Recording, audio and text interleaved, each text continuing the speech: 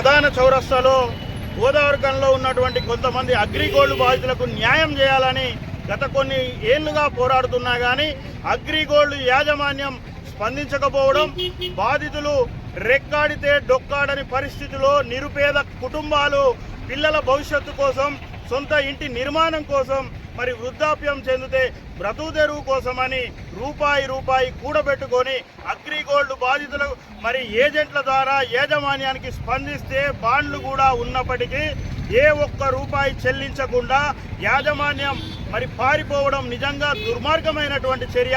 ఆంధ్రప్రదేశ్లో ఇదే అగ్రిగోల్డ్ బాధితులకు కమ్యూనిస్ట్ పార్టీ అండగా ఉండి దాదాపు 1450 కోట్ల రూపాయలు చెల్లించడం హర్షణీయమైనప్పటికీ మరి గోదావరికంలో తెలంగాణలో దాదాపు గోదావరికంలోనే 3000 పైచీలిక మరి ఇక్కడ అగ్రిగోల్డ్ బాధితులు ఉన్నారు. అదేవిధంగా తెలంగాణ రాష్ట్ర వ్యాప్తంగా 2,44,966 మంది బాధితులు ఉంటే దాదాపు 1000 కోట్ల రూపాయల ఆస్తులు మరి తెలంగాణలో ఉన్నాయి. అదేవిధంగా 500 కోట్ల రూపాయలు బాధితులకు చెల్లించాలని మేము డిమాండ్ చేస్తూ ఉన్నాం. కమ్యూనిస్టు పార్టీ శాసనసభాపక్ష నేత మరి కూనమనేని సాంబశివరావు గారికి మరి అగ్రిగోల్డ్ బాధితుల గురించి అసెంబ్లీలో చర్చ జరగాలని మేము విన్నవించుకుంటే మరి మొన్న జరిగినటువంటి అసెంబ్లీ సమావేశాలలో ఎమ్మెల్యే కొత్తగూడెం ఎమ్మెల్యే శాసనసభాపక్ష నేత కూనమనేని సాంబశివరావు గారు చర్చించడం హర్షణీయం.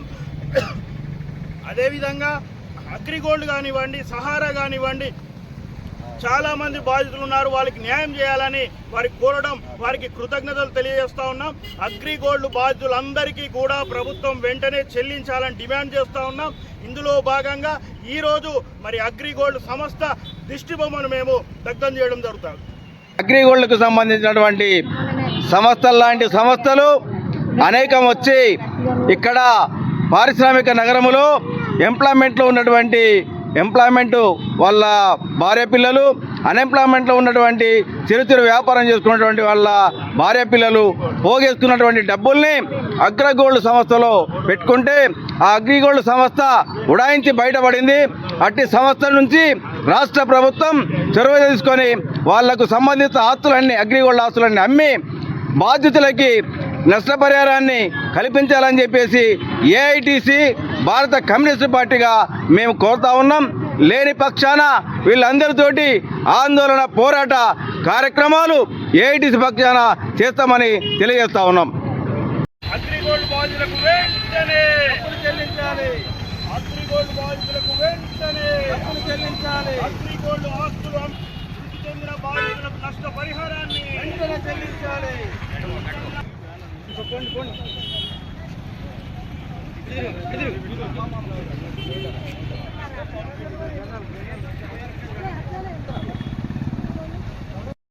ప్రభుత్వం వెంటనే చేయాలి.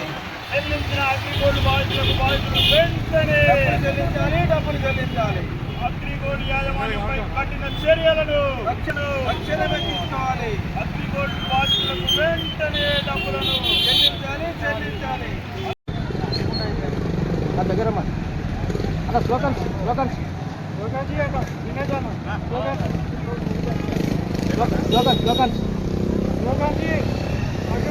అగ్రిగోల్డ్ బాధితులకు వెంటనే చేయాలి.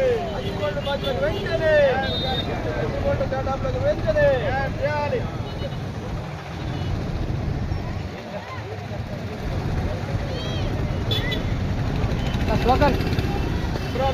పోరాడదాం అగ్రిగోల్డ్ బాధితుల కొరకై పోరాడదాం.